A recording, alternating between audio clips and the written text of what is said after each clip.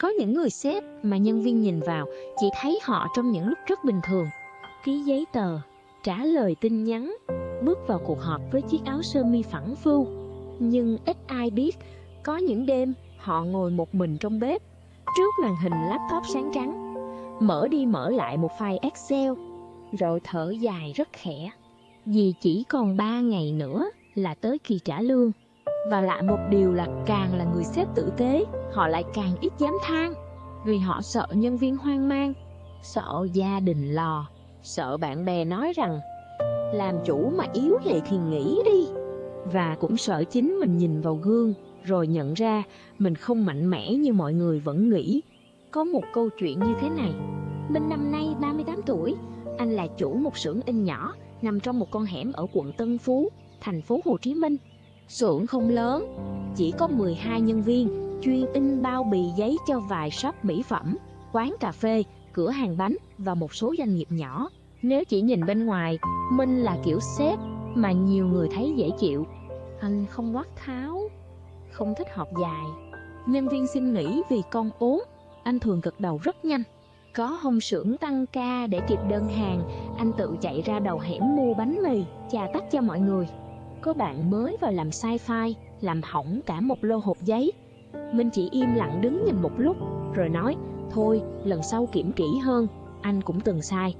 Người ta hay bảo Minh tốt tính, nhưng ít ai biết phía sau hai chữ tốt tính ấy là rất nhiều lần Minh tự nuốt xuống những mệt mỏi của mình. Mỗi sáng, Minh dậy lúc 6 giờ, anh chở con gái 7 tuổi đến trường, ghé mua cho vợ một hộp sữa đậu nành, rồi chạy về xưởng trước 8 giờ. Trên đường, điện thoại, anh thường rung liên tục, khách hỏi tiến độ, nhà cung cấp nhắc công nợ giấy, nhân viên báo máy in bị lỗi màu, kế toán nhắn, anh ơi, tháng này tiền vì chậm. Minh hay trả lời bằng những câu rất ngắn. Anh biết rồi, để anh xử lý. Không sao đâu. Ba chữ không sao đâu dần dần trở thành cái áo anh mặc mỗi ngày. Tháng đó, tình hình xưởng không tốt. Một khách hàng lớn đột ngột hủy đơn vì bên họ cắt ngân sách. Một khách khác nợ tiền gần 2 tháng, vẫn chưa chuyển. Máy cán màn lại hư đúng lúc có đơn gấp, phải gọi thợ đến sửa. Tiền thuê mặt bằng, tiền điện, tiền giấy, tiền mực, tiền ngân hàng, tất cả cứ xếp thành từng hàng trong đầu Minh như những chiếc ghế chật kín một căn phòng nhỏ. Nhưng anh vẫn cố giữ vẻ bình thường. Buổi chiều, khi nhân viên đang cười nói dưới xưởng, Minh ngồi trong căn phòng kín nhỏ, nhìn bảng lương trên máy tính. 12 cái tên, 12 gia đình, hoặc ít nhất là 12 cuộc sống đang chờ đến cuối tháng. Có bạn phụ mẹ trả tiền trọ, có bạn mới cưới, đang dành tiền mua chiếc xe máy cũ, có chị kế toán một mình nuôi con, có cậu thợ in quê ở An Giang, tháng nào cũng gửi tiền về cho ba mẹ. Minh nhìn từng con số, rồi lấy tay giây nhẹ giữa hai chân mày. Nếu trả đủ lương ngay, tài khoản công ty gần như trống. Nếu chậm lại vài ngày để xoay hàng, anh sẽ phải đối diện với sự lo lắng của mọi người và cả trách nhiệm rất thật của một người làm chủ. Chỉ nghĩ đến chuyện đó thôi, cổ họng anh đã nghẹn. Anh không sợ thiếu tiền, bằng sợ mất niềm tin. Tối hôm mấy, về nhà, vợ Minh hỏi, anh ăn cơm không? Em hâm lại canh chua. Minh nói, anh ăn rồi. Thật ra, anh chưa ăn. Từ trưa đến giờ, anh chỉ uống 2 ly cà phê đá. Nhưng anh không muốn ngồi xuống bàn cơm, vì anh sợ vợ nhìn thấy mặt mình. Rồi hỏi thêm, con gái chạy ra khoe bài kiểm tra được 9 điểm. Minh bế con lên, cười, nói, giỏi quá. Nhưng khi con ôm cổ anh chợt thấy mình mỏi đến mức chỉ muốn ngồi bệt xuống nền nhà. Đêm đó, cả nhà ngủ rồi, Minh ra phòng khách mở laptop. Đồng hồ chỉ 1 giờ 12 phút. Ngoài đường, tiếng xe thưa dần. Trong căn hộ nhỏ ở tầng 12, chỉ còn tiếng máy lạnh và tiếng ngón tay anh gõ trên bàn phím. Anh gọi điện cho một người khách thân, nhắc khéo khoản thanh toán. Đầu dây bên kia nói, anh thông cảm, bên em cũng đang kẹt, chắc tuần sau. Tuần sau, 2 chữ đó, với người nói ra, có thể rất nhẹ, nhưng với Minh, nó giống như một cánh cửa vừa khép lại. Anh ngồi im rất lâu, rồi Anh mở ứng dụng ngân hàng cá nhân, nhìn khoản tiết kiệm mà hai vợ chồng dành dụm để cuối năm sửa lại căn bếp. Anh biết nếu rút khoản đó ra, anh có thể trả lương đúng hạn. Nhưng anh cũng biết vợ anh đã mong sửa căn bếp bấy lâu rồi. Mỗi lần nấu ăn, cánh tủ cũ lại kêu có két, bồn rửa thỉnh thoảng nghẹt. Vợ anh từng nói, em không cần gì nhiều, chỉ muốn nhà mình gọn gàng hơn một chút. Minh đặt điện thoại xuống, anh cảm thấy mình mắc kẹt giữa rất nhiều cái đúng. Đúng là phải giữ lời với nhân viên, đúng là phải lo cho gia đình, đúng là phải bảo vệ dòng tiền của xưởng, đúng là phải tìm cách để mọi thứ không đổ vỡ. Nhưng một con người thì có bao nhiêu sức để làm tròn hết tất cả những điều đúng ấy, nếu cứ im lặng một mình. Sáng hôm sau, Minh vẫn đến xưởng như thường lệ. Anh mua 2 bịch cà phê sữa cho đội thiết kế, ghé qua máy in hỏi thợ sữa đã ổn chưa. Mọi người vẫn chào anh bằng giọng thoải mái. Anh Minh tới rồi hả anh? Minh cười, nụ cười rất quen, nhưng bên trong thì rỗng. Khoảng 10 giờ, chị Hạnh, kế toán bước vào phòng anh. Chị cầm một tập giấy, nói nhỏ, anh Minh, chiều nay em chuyển lương hả anh?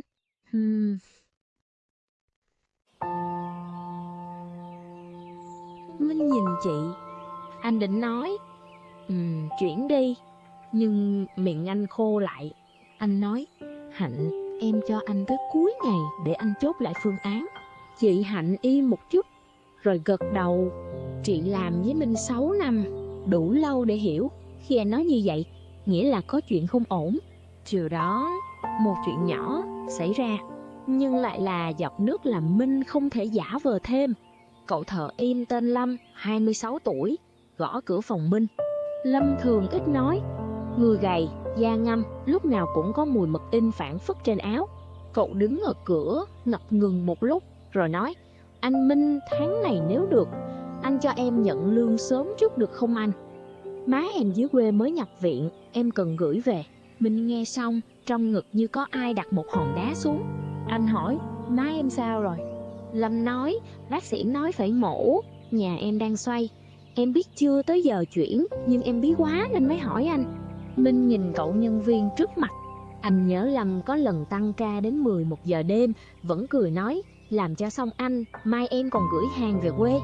Anh cũng nhớ năm ngoái, khi xưởng khó, vì dịch còn dư âm, Lâm là người nói với mấy bạn khác, anh Minh trước giờ không để anh em thiệt, ráng phụ xưởng đi. Để mà lúc này, Minh không biết phải trả lời sao. Anh mở miệng rồi lại khép lại.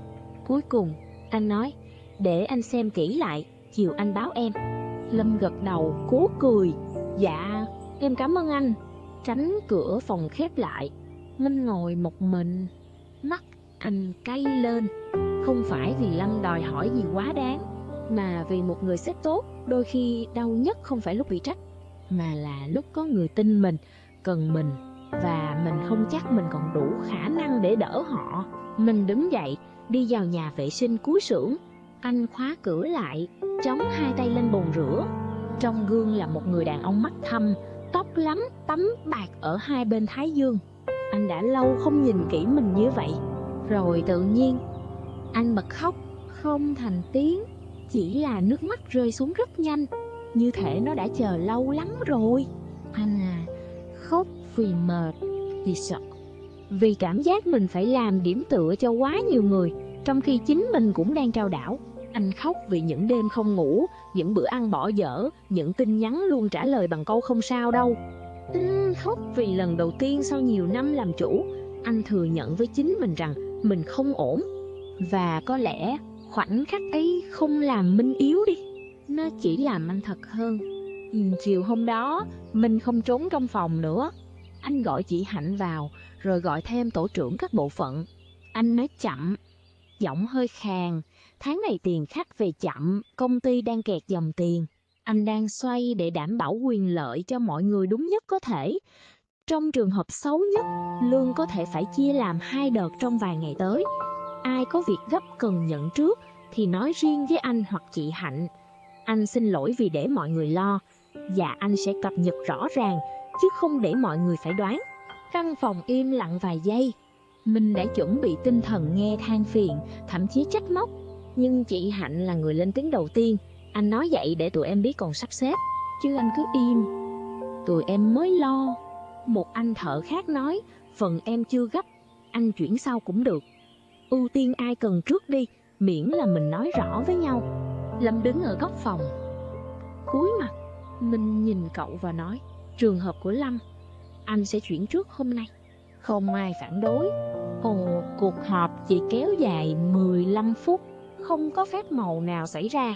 Tiền vẫn thiếu, khách vẫn chưa trả, máy móc vẫn cần sửa. Mình vẫn còn nhiều việc phải làm để xử lý cho đúng trách nhiệm của mình. Nhưng có một thứ trong anh nhẹ đi. Anh không còn phải một mình diễn vai người luôn ổn nữa. Tối đó, Minh về nhà sớm hơn mọi ngày. Anh ngồi với vợ ở bàn ăn, lần đầu tiên nói thật về tình hình xưởng. Anh nói mình đã định rút tiền sửa bếp. Anh nói mình sợ vợ buồn. Anh nói mình mệt đến mức có lúc chỉ muốn tắt điện thoại. Vợ anh nghe rất lâu. Rồi chị hỏi, sao anh không nói sớm hơn? Minh cười buồn, anh sợ em lo. Chị nhìn anh, giọng nhẹ nhưng chắc. Em là vợ anh, không phải khán giả ngồi xem anh mạnh mẽ. Nhà này là của hai người. Xưởng là trách nhiệm của anh, nhưng nỗi lo thì mình có thể chia bớt. Câu đó làm Minh im lặng. Có những lời không giải quyết được vấn đề ngay, nhưng nó đặt một bàn tay lên vai mình đúng lúc. Và đôi khi, chỉ vậy thôi cũng đủ để một người đang gồng được thở. Đấy, nên vẫn chưa ngủ ngay. Nhưng khác với những đêm trước, anh không ngồi một mình với file Excel nữa. Anh pha một ly nước ấm, tắt bớt đèn, ngồi yên trên ghế khoảng 10 phút. Anh để ý hơi thở của mình. Hít vào, biết mình đang lo. Thở ra, biết mình chưa cần giải quyết cả cuộc đời trong một đêm. Nhìn lại chuyện này, ta mới thấy có một điều rất nhẹ mà cũng rất thật.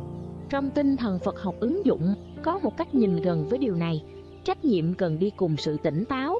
Nếu chỉ có trách nhiệm mà không có tỉnh táo, ta rất dễ biến mình thành một sợi dây bị kéo căng mãi. Và khi sợi dây đứt, không chỉ mình đau, những người dựa vào mình cũng trao đảo. Thương người khác không có nghĩa là bỏ quên mình. Làm sếp tốt không có nghĩa là lúc nào cũng phải cứng như đá. Làm cha, làm chồng, làm trụ cột, làm người quản lý không có nghĩa là mình mất quyền được mệt. Có những người vì muốn tử tế mà ôm hết phần khó về mình. Họ nghĩ chỉ cần mình chịu đựng thêm một chút, mọi người sẽ yên ổn. Nhưng đời sống không vận hành bằng sự gồng mãi. Một cái cây muốn che bóng cho người khác cũng cần được tưới nước. Một người muốn đi đường dài cũng cần biết dừng lại, nhìn xem chân mình đã đau tới đâu. Tỉnh táo không phải là hết lo. Tỉnh táo là biết mình đang lo, nhưng không để nỗi lo điều khiển mọi quyết định. Tỉnh táo là dám nói thật đúng lúc, trước khi mọi thứ vỡ ra. Tỉnh táo là phân biệt giữa trách nhiệm và tự trừng phạt mình. Có một kiểu nhân quả rất đời thường nằm ở đây. Không phải kiểu hôm nay mình khóc thì ngày mai mọi việc lập tức tốt lên, mà là mỗi lần mình chọn im lặng hay chọn nói thật, chọn gồng một mình hay chọn xin hỗ trợ đúng lúc, chọn bỏ bê thân mình hay chọn chăm sóc nó một chút, mình đang tạo ra một thói quen. Và thói quen ấy, qua nhiều ngày tháng, sẽ dẫn mình tới một cách sống khác. Sau chuyện tháng đó, mình không trở thành một người hoàn toàn khác. Anh vẫn có những ngày căng thẳng, xưởng vẫn có lúc thiếu đơn, lúc bị khách ép giá, lúc nhân viên nghỉ đột xuất. Nhưng anh bắt đầu thay đổi vài điều rất nhỏ. Mỗi thứ hai, anh dành 30 phút họp ngắn với kế toán để nhìn dòng tiền sớm hơn, thay vì né tránh cho đến cuối tháng. Với nhân viên, anh nói rõ hơn về tình hình công việc, không phải để than, càng không phải để đẩy gánh nặng cho họ, mà để mọi người hiểu và cùng điều chỉnh trong phạm vi của mình. Với gia đình, anh không còn dùng câu không sao đâu như một bức tường. Có hôm mệt, anh nói với vợ, hôm nay anh hơi đuối, cho anh ngồi yên một lát. Và khi Minh bớt giả vờ mạnh, anh không mất đi sự tôn trọng của người khác. Ngược lại, nhiều người thấy anh gần hơn, thật hơn. Nhân viên vẫn cần một người sếp có trách nhiệm, nhưng họ cũng cần một người sếp biết nói thật, biết lắng nghe, biết không để áp lực âm thầm biến thành cáu gắt. Nếu bạn đang là một người quản lý, một chủ kinh doanh nhỏ, một người đứng giữa rất nhiều trách nhiệm, có lẽ bạn hiểu cảm giác này. Cảm giác điện thoại lúc nào cũng có thể reo, Cảm giác vừa trả lương xong đã lo tháng sau. Cảm giác nhân viên nhìn mình chờ quyết định, gia đình nhìn mình chờ bình yên, còn bản thân thì không biết dựa vào đâu. Bạn không yếu vì có những đêm không ngủ. Bạn cũng không thất bại chỉ vì có lúc thấy mình quá tải. Điều quan trọng là đừng để sự im lặng làm bạn cô lập chính mình. Hãy thử bắt đầu bằng những việc rất nhỏ. Ngồi xuống và gọi đúng tên điều mình đang chịu. Tôi đang lo, tôi đang sợ, tôi đang quá tải, tôi đang cần hỗ trợ. Nói chuyện sớm với người cần biết, bằng lời lẽ bình tĩnh và tử tế. Đặt lại ranh giới cho sức khỏe của mình. Một bữa ăn đàng hoàng, một buổi tối không họp nếu không thực sự khẩn cấp, một lần đi khám khi cơ thể đã báo hiệu quá lâu.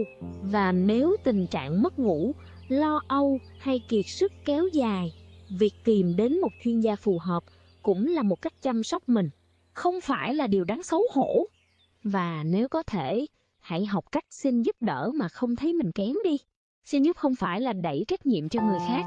Xin giúp là thừa nhận rằng mình là con người, không phải một cái máy. Một người sếp tốt không phải là người không bao giờ mệt. Một người sếp tốt là người vẫn cố gắng làm điều đúng, nhưng cũng đủ tỉnh táo để không đánh mất mình trên đường làm điều đúng. Đêm nay, nếu bạn cũng đang ngồi trước một bản tính, một kế hoạch, một khoản nợ, một tin nhắn chưa biết trả lời sao, mong bạn nhớ điều này. Không ai phải gồng mãi một mình. Có những việc cần giải quyết, đúng, nhưng cũng có một con người bên trong bạn cần được lắng nghe. Hãy thở một hơi thật chậm. Ngày mai ta sẽ tiếp tục, nhưng tối nay ít nhất đừng đối xử với mình như kẻ có lỗi chỉ vì mình đã mệt. Nếu câu chuyện này chạm tới bạn, hãy ở lại với mình nói chuyện nhé thêm một chút.